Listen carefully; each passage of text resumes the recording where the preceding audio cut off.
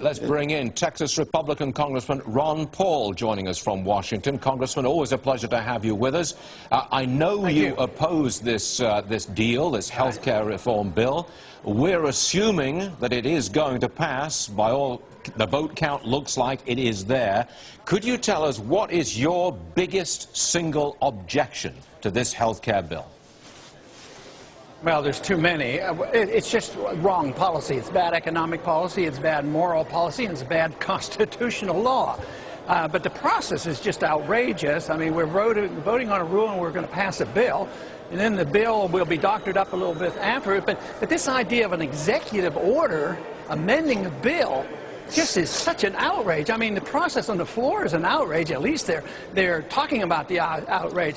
But to think that we've gotten to the point where we allow our presidents just to write an executive order is the law of the land. There's nothing conceivable about that being constitutional. You mentioned some moral problems that you have with this. You talked about the legal problems, political problems, financial problems, all the rest of it. Okay, spell out the moral problem that you have with health care reform.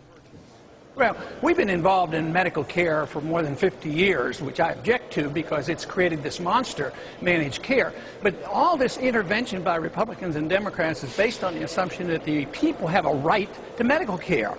And you don't have a right to medical care. You have a right to your life, you have a right to your liberty, and you have a right to take care of yourself.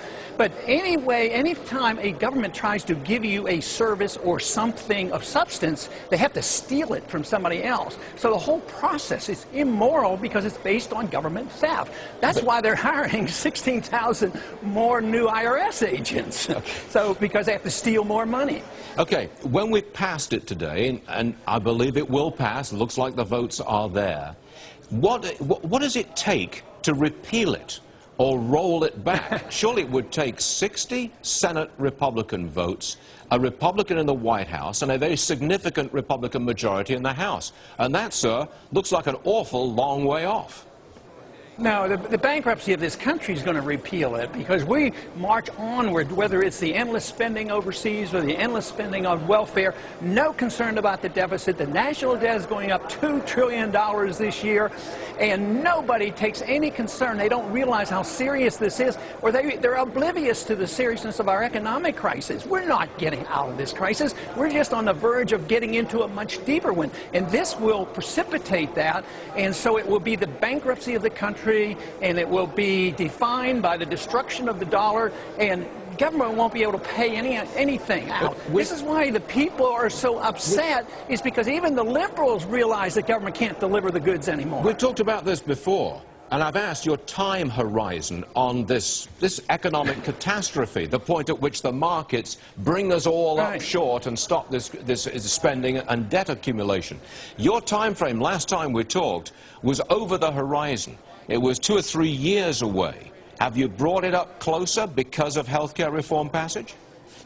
Well, tonight when this passes will be a major step closer to it. But the events are predictable that are coming, just like the financial crisis was predictable, but nobody knew that it was in September 08 that was going to hit us, or that the NASDAQ bubble was going to crash in March of 2000. We don't know those days, but we do know events will come, and we have embarked on a course that is unsustainable. You cannot spend this kind of money, borrow this money, and create new credit to finance this debt. It will end, and it will end badly, and it will hurt the people. Many people are very seriously trying to help the people who are suffering and helping with medical care, but they're doing exactly the wrong thing. Medical care will get worse, and this country will go into bankruptcy. The executive order which the president will issue on the subject of abortion, that's not, is it unconstitutional in some way? Can that be repealed, rejected? No, not under today's circumstances. They've been doing this. You know, stroke of the pen, law of the land, kind of cool. They've been doing it for a long, long time. But you know, this whole idea and argument over abortion is not in reality a sincere argument.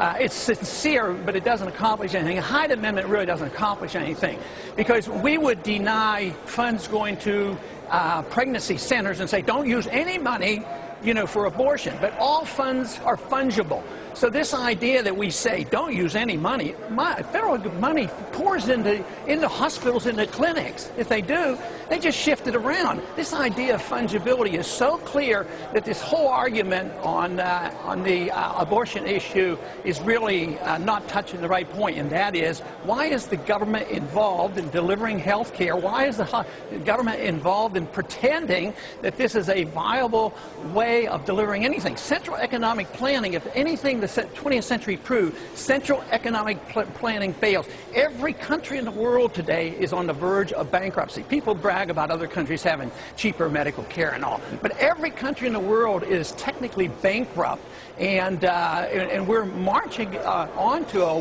really worldwide economic catastrophe if we're not careful. So another dark day for America. Congressman Ron Paul telling it how he sees it. We appreciate you being with us again, sir. Good to have you. Thank you.